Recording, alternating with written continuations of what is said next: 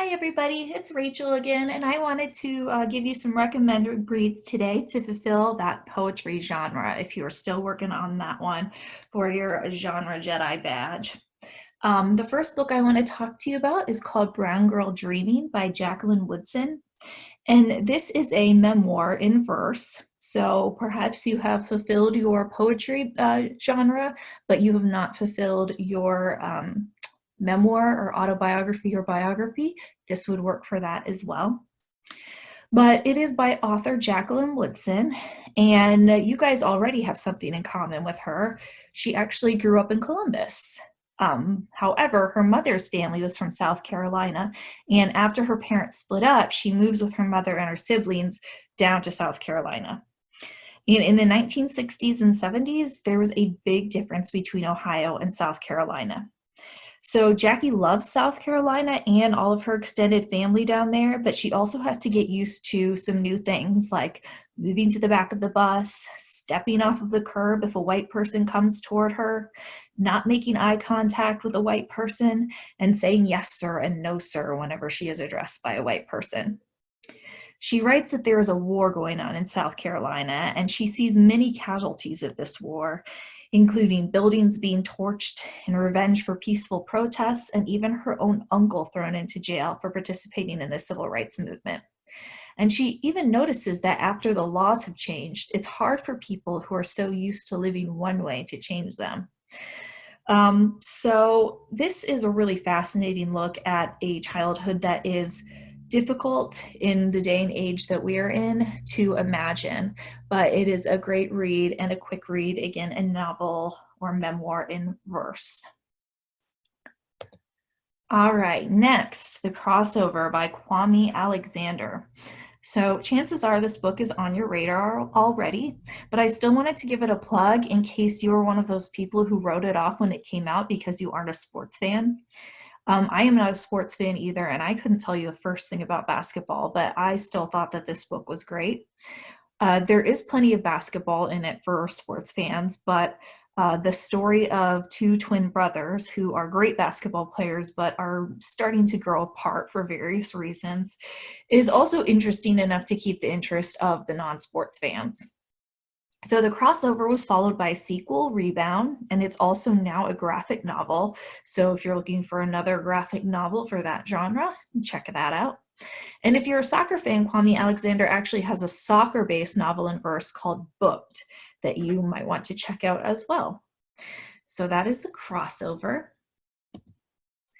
Next, All the Broken Pieces by Anne E. Berg. So this is also a novel in verse.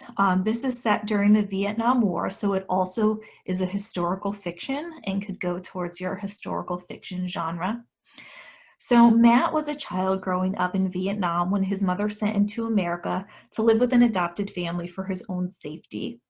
And Matt not only had to leave behind his mother, he had to leave behind his younger brother who lost his legs and the use of his arms when he stepped on a landmine.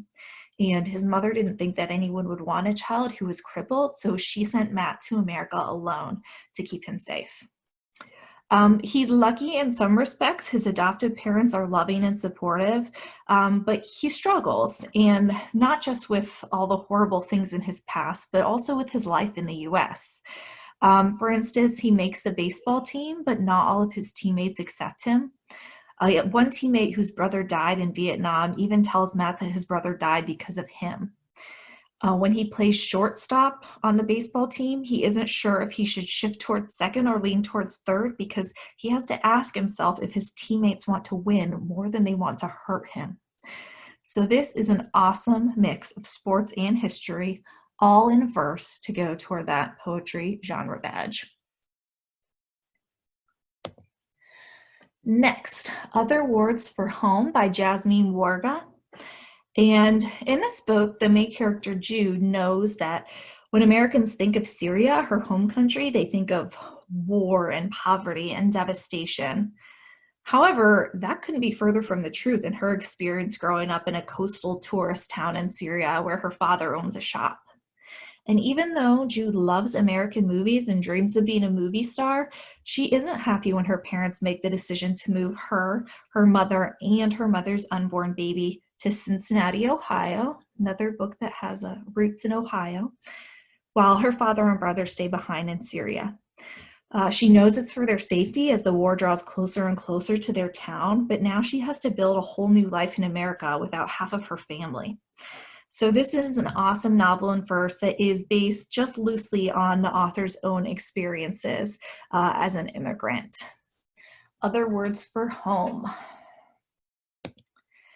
And last but not least, Where the Sidewalk Ends by Shel Silverstein, because so far I've only included novels and memoirs in verse, but I can't give you poetry book talks without including just some good old-fashioned poetry. And who better to talk about than Shel Silverstein? His poems are funny, weird, and make you think deep thoughts, which is a rare combination.